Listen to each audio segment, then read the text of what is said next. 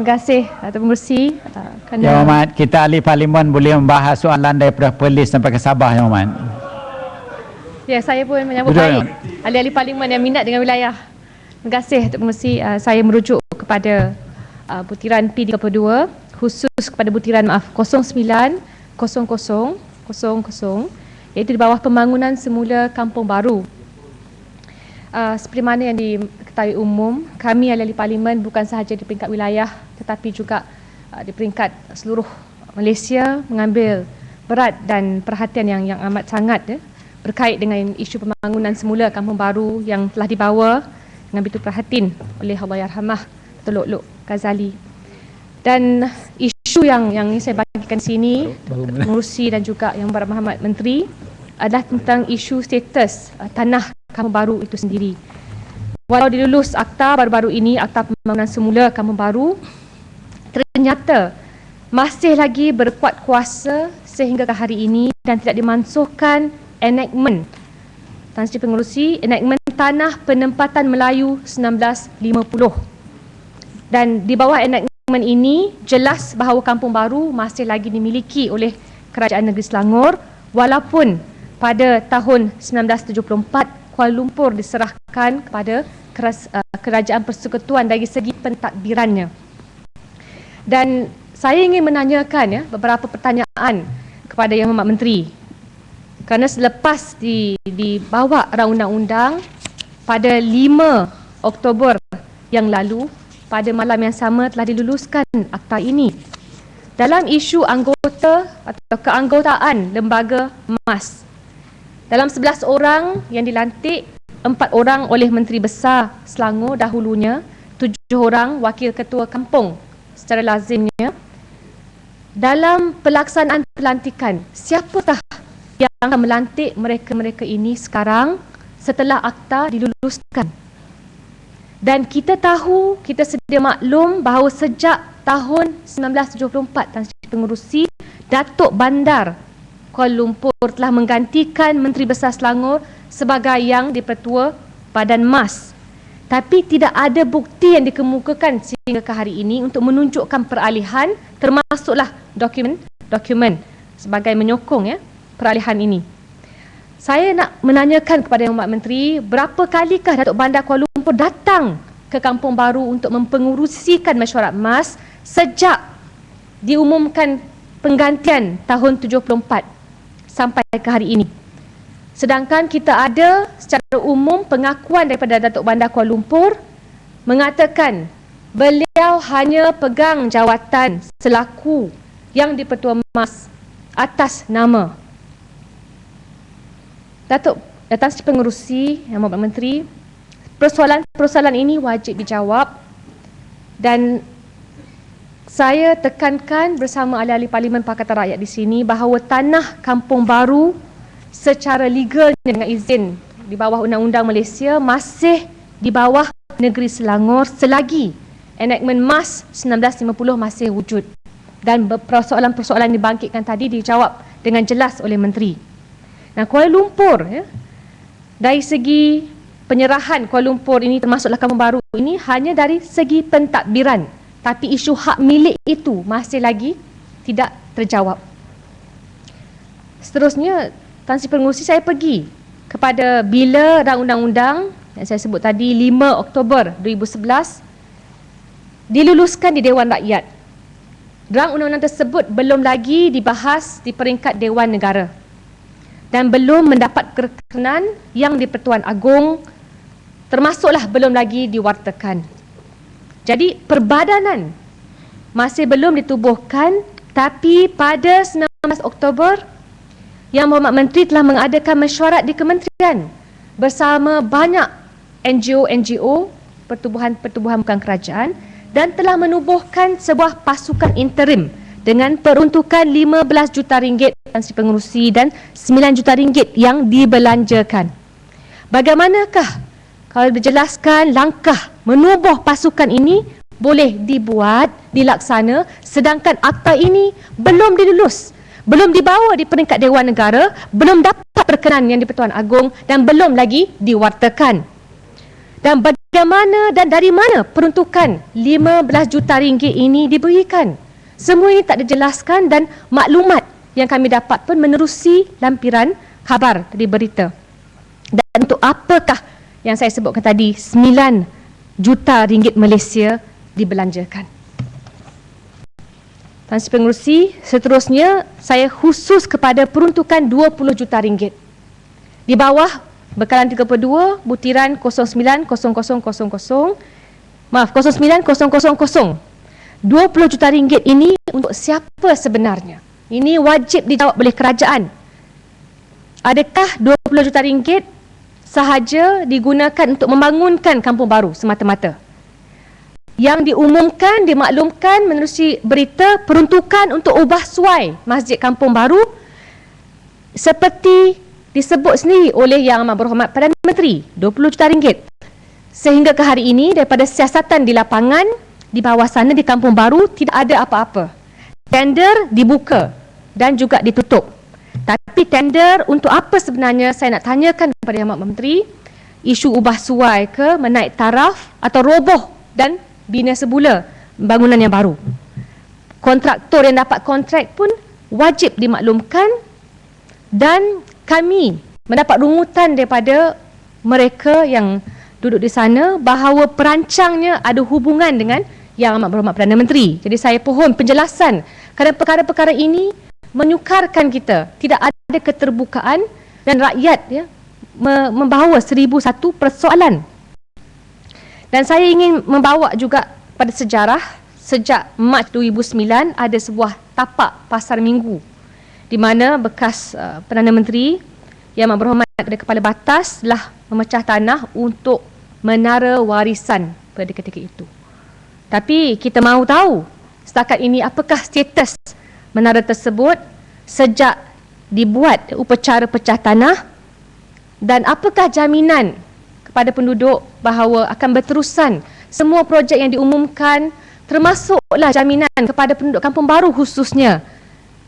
Bila dah diluluskan di peringkat Dewan Rakyat satu hal, tapi kalau tak ada kelulusan daripada Dewan Negara pun boleh dibuldos dengan izin sebegini. Jadi ramai daripada mereka mahu tahu mekanisme yang seterperinci yang mungkin supaya setiap pemilik tanah dapat merasa lega, merasa yakin kerana setakat ini tidak ada satu pun syarat tersebut yang dipenuhi. Tuan Sri Pengerusi, saya pergi seterusnya kepada butiran 010400 tentang isu perancangan dan pembangunan khusus kepada pengusiran 41 keluarga bekas pekerja ladang Bukit Jalil di Batu 16.5 Jalan Puchong, Kuala Lumpur. Saya tahu Yang Amat Menteri dah menjawab, hanya yang saya nak bangkitkan di sini bila bercakap tentang ladang yang punyai penduduk 95%, majoritinya berketurunan India, duduk di ladang Bukit Jalil selama 4 generasi, selama 80 tahun dan bekerja sebagai pekerja ladang. Yang saya bangkitkan adalah persoalan-persoalan yang tak dijawab oleh Yang Amat Menteri. Di BKL telah cuba 3 kali untuk merobohkan penempatan penduduk kerana tidak ada penyelesaian kepada tuntutan mereka, iaitu rumah teres untuk bekas pekerja ladang. Saya rujuk pada tahun 1980 ikut kronologi. Pada bulan September, kerajaan menerusi Kementerian Wilayah mengambil alih pengurusan ladang daripada Kinara Estate Group dengan menggunakan pakai akta yang kegemaran mereka, iaitu Akta Pengambilan Tanah 1960. Lebih 7 kontraktor datang, pergi, tapi kontraktor kerajaan tidak pernah membayar caruman kumpulan wang simpanan pekerja. Bab ini Yang Amat Menteri belum jawab, SOKSO, dan ada juga gaji yang tak dibayar sepenuhnya. Dan pada 15 Jun 2007, walaupun ada masalah tak berbayar, isu KWSP, SOKSO dan sebagainya, penduduk menerima notis pengusiran Tan Sri Pengerusi daripada DBKL. 15 Jun 2007, pengusiran mengarahkan mereka untuk mengosongkan premis dan diklasifikasikan sebagai menduduki tanah tersebut secara haram. Walaupun dah duduk situ 80 tahun dan dilabel sebagai setinggan. Ini menggunakan ordinan notis ordinan darurat pembersihan setinggan yang Perdana Menteri kata dah lapuk, nak dimansuhkan. Jadi saya fikir di sini perancangan kementerian seperti diumumkan adalah untuk membangunkan tanah ladang Bukit Jalil sebanyak sebesar 1,800 ekar. Ada pelan padang golf, projek-projek mega lain. Dan dalam jawapan Yang Berhormat Menteri pada 1 November 2011, Yang Berhormat Menteri menolak cadangan bagi bekas pekerja ladang. Mereka nak dapatkan 4 ekar tanah.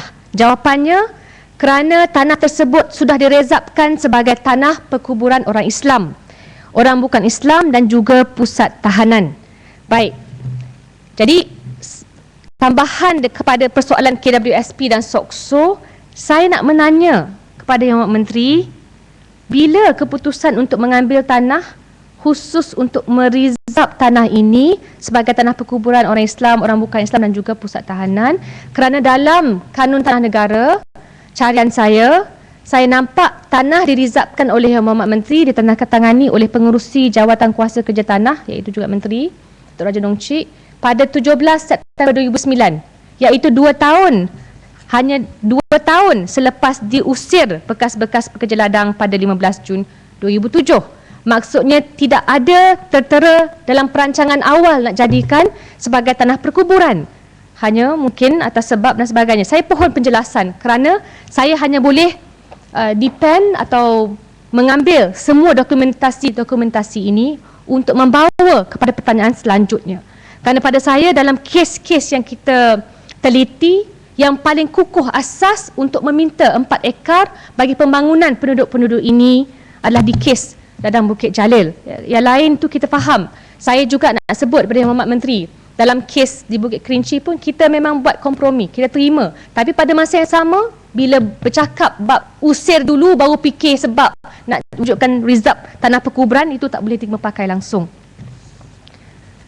Seterusnya Yang Berhormat Menteri, Yang Berhormat Datuk Tan Sri Pengerusi dan juga Yang Berhormat Menteri, saya pergi kepada butiran 010500 isu kesejahteraan bandar dan pengurusan, di mana sebelum ini saya bangkitkan isu bazaria pantai di Pantai Dalam yang boleh memuatkan sebanyak 117 lot. Dan sememangnya semua peniaga mahukan keselesaan untuk berniaga, dan inilah yang dilaksanakan oleh Pakatan Rakyat di negeri-negeri yang kita ambil alih. Tapi khusus di bazaria pantai, saya membawa rungutan yang ada berkait dengan kesempitan ruang yang diterima dan mereka yang menerima tapak-tapak ini. Ada beberapa peniaga menyatakan walaupun dalam rekod di BKL mereka berniaga, bila dipinta dijawab tak layak kerana tapak asal mereka tidak aktif. Jadi pertama saya mau menanyakan, setakat ini saya masih lagi tak mendapat jawapan yang saya tulis kepada pengarah Jabatan Pemudah Cara Perniagaan dan Pengurusan Penjaja untuk mendapatkan senarai nama penjaja yang dipindahkan di dalam fasa 1 bazaria pantai. Ada dakwaan, kata setengah-setengahnya baik dengan pimpinan UMNO dapat lebih pada 1 lot. Jadi untuk memudahkan, untuk menjawab semua dakwaan ini, saya pinta senarai siapa yang dapat supaya dapat menjawab kegelisahan penduduk. Mereka yang memang minta tak dapat tapak. Mereka yang duduk dekat yang dipindahkan daripada jalan utama, Jalan Pantai Permai ke bazaria pantai. Isu kedua, saya telah meminta daripada pihak DBKL dan mereka juga beri jawapan khusus dalam status sijil layak menduduki bangunan bagi bazaria pantai CF. Dan adakah pembinaan bazaria pantai ini mengikut spesifikasi yang dibenarkan oleh pihak bomba TNB? Ya, selepas kita lihat meter elektriknya agak rendah, tidak berada di luar kedai. Yang saya bimbang di sini, apabila bukan sahaja jawapan daripada DBKL, bukan sahaja pembangunan ini tidak mempunyai CF atau perakuan mendiami bangunan dan boleh beroperasi, itu jawapan pihak DBKL, tapi sekurang-kurangnya wajib untuk mana-mana bangunan yang diwujudkan sama ada sementara dan sebagainya untuk mendapatkan perakuan siap dan pematuhan CCC. Jawapan DBKL pada 4 Ogos 2011, pihak arkitek masih belum mengemukakan perakuan siap dan pematuhan CCC. Jadi persoalan saya, bagaimana bila CCC pun tak dipatuhi, tak diberikan oleh pihak arkitek, tapi pemindahan berlangsung. Jadi kalau pihak DBKR tak menjaga, pihak menteri tak pantau, atau pihak menteri paksa dia orang pindah dulu, saya tak tahu. Yang pentingnya kalau tak dilaksanakan semua ini, maka bagaimana kita nak arahkan pemaju-pemaju lain agar mengikuti undang-undang yang digariskan oleh kerajaan. Yang saya fikir ini agak serius kerana saya menyambut baik usaha untuk menempatkan penjaja ke penempatan yang baru yang selesa. Tapi pada masa yang sama tidak boleh kompromi isu kualiti. Setakat ini, Tan Sri Pengerusi, saya mohon penjelasan. Terima kasih.